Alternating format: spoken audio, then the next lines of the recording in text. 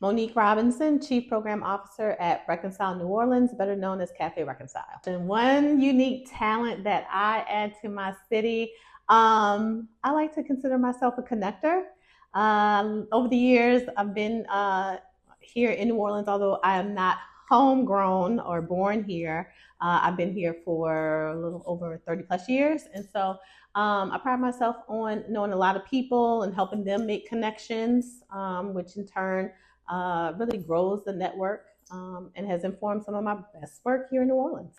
Reconcile New Orleans, we are a nonprofit workforce development training program. We use the hospitality, culinary arts as that vehicle for training. We do go beyond hospitality and culinary arts and connect young people to other industries. It's really based on what their interests are, what their talents are. So we're a 14-week in-person training program and then an additional year of follow-up, so a total of 16 months of training. What keeps me showing up to the Opportunity Youth Collaborative is the opportunity to work with some of our peer organizations, learn what's working for them, some of their best practices.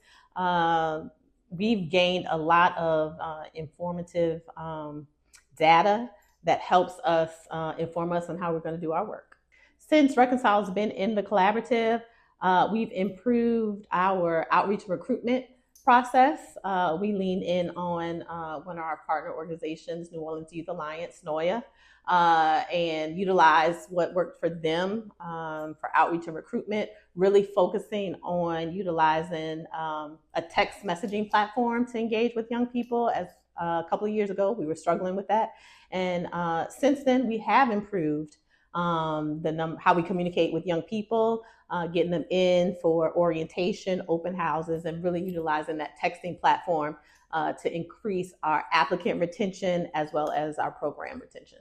What would be lost if the OY Collaborative didn't exist? I think, the space where there's trust. I've been in the space for a while now, and organizations were apprehensive to share some of their struggles because at that point, everyone, is like fighting for the same funding and being just competitive. And now the spirit of collaboration has been very helpful in as an individual organization doing our work, but also to help each other do the work. Goal is, right, connecting Opportunity Youth to various opportunities in education and employment here in New Orleans, as well as those supports that help them progress through training and get to employment and education. Advice I would give to a new collaborative member is, one, be open. Don't be afraid to share your struggles, but also brag on your organization. What's also working for you? This is an opportunity for you to be a trusted partner as well as for you to trust other organizations. We're all in this work together. I know that sounds super corny, but it is. And it's also a relief to know that you're not the only person or the organization that is doing this work. We see this as, we're really good in this lane. Something that we may not be strong in, we have other partners in the collaborative to lean in on and get some support and assistance, which in the end helps the young person. When we talk about the top 5 services that Opportunity Youth have expressed they need a connection with or assistance with, it really mirrors our organization as well. And so one that confirms, okay, this is how we're going to deploy investments when we're talking about budgets, whether it's identification of documents, whether it's stabilization supports, whether it's transportation.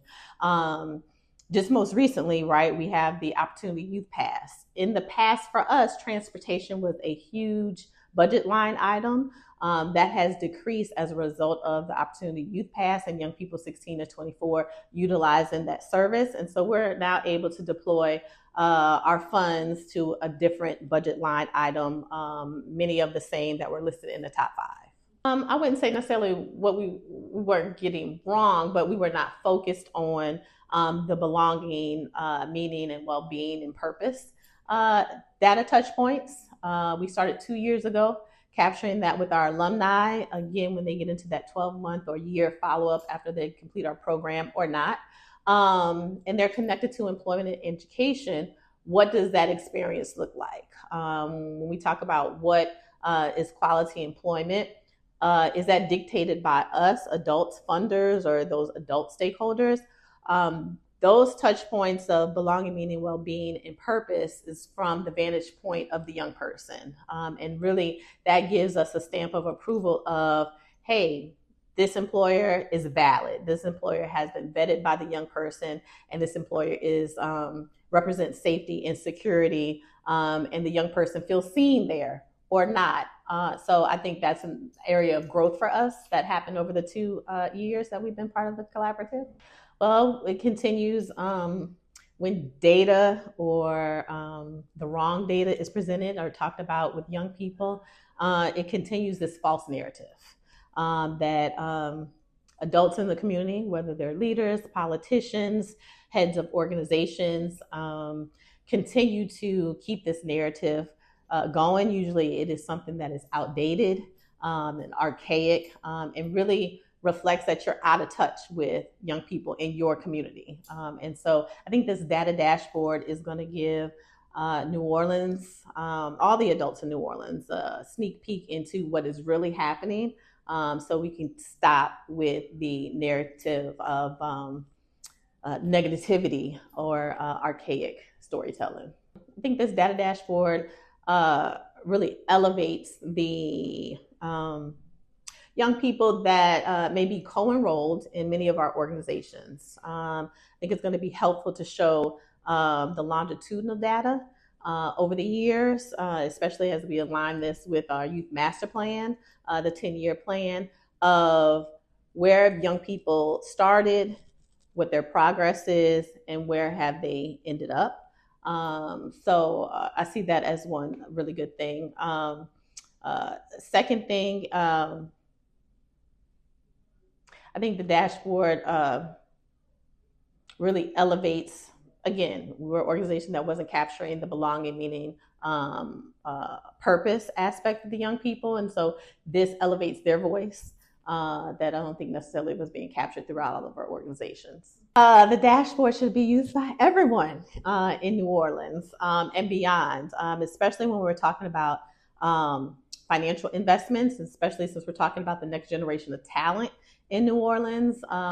These investments are important. It not only shows where financial investment, there's an opportunity for financial investment, but also time. It's going to show you the amount of time organizations, from workforce development organizations, youth-centered organizations, how much time really goes into this work. And then finally, hopefully, to make the connection to the fiscal investment, much like there's an early childhood education millage, there can be a millage for opportunity youth.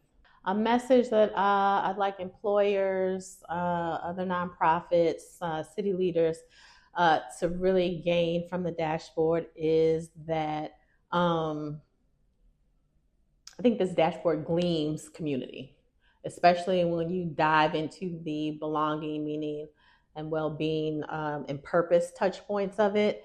A lot of times there's the narrative around young people aren't connected to something, young people don't see themselves in community, but this dashboard specifically, that page or that part of the dashboard reflects that, and they do see themselves as part of community when you have a community that provides safety, security, caring adults. So I would take that message. I hope that message is what employers, other nonprofits glean from the dashboard. I am a licensed master social worker, so I'm gonna bring this to Maslow's hierarchy of needs. One, basic needs are met. All right, so we're talking about not just food, shelter, but safety and security, connection to healthcare, physical healthcare, mental health care, social emotional supports. We consider that part of their basic needs. In order for us, us human beings, that includes young people, to get to the top of the pyramid, having that strong foundation of having your basic needs met. I think is super important if we're talking about keeping young people here in New Orleans. We've heard from young people, they want to stay here in New Orleans and Louisiana and contribute to their community, especially if we're talking about homegrown talent. We want them to stay here. We want them to raise families here, and be the next leaders, whether it's in civically, whether it's in nonprofit organizations, or whether it is in the private sector. We want them to stay here. And so you have to be able to meet their needs, meet their family needs, in order for them to be that homegrown talent. So I see employers and or the business community. We talk a lot about where is the workforce. And so I think there's a missed opportunity for employers to tap into this network. I think they see this as an either or, like they're just the receivers of a workforce, and not necessarily part of or a contributor to the workforce, right? I don't think you could have workforce without economic development. And so there's a role for employers to play around not just, hey, I can receive, when you're done, I can receive, but as an active contributor to workforce development training programs, whether it is a contributor on the curriculum, or whether it is in mentorship, whether it is once they get there, how do you show up? Why is it always the onus on the young person, but how do you show up as an employer, onboarding young people? Do you like young people? Does your team like young people? Is it a safe and secure environment? And I think that will really impact this notion of where are the workers, specifically when we talk about the hospitality industry. Things are very different now in New Orleans after Katrina and after COVID. I think young people have more options, right, around industry and what career pathways I want to tap into. But if I don't feel safe, and if I don't feel secure, and if I don't feel like there are reasonable, livable wages, if I don't feel like there's opportunity for me to advance, I have other choices. I can opt out of that and make a way. And so I would say to employer partners, you are also part of this collaborative and this network. And it's such an opportunity as we talk about homegrown talent for you to be a contributor to that and keeping young people here in New Orleans. It was a long time coming with the dashboard, been in this work for a really long time, and to see a physical representation of all the hard work that all of the organizations have done over the years, and everyone has contributed something. I think that's important to elevate, and so that has me super excited. Super excited for folks to stop taking the easy way out with the narrative of, you know, young people don't want to do anything and there's nothing for young people. This is really something that's tangible and that we can point to, say, nope, here it is. And this in collaboration with, let's say, the Youth Master Plan. This is something that can be used individually in your organization, not just nonprofit organizations, but businesses. This is a tool that can be used and such an opportunity. So I'm super excited.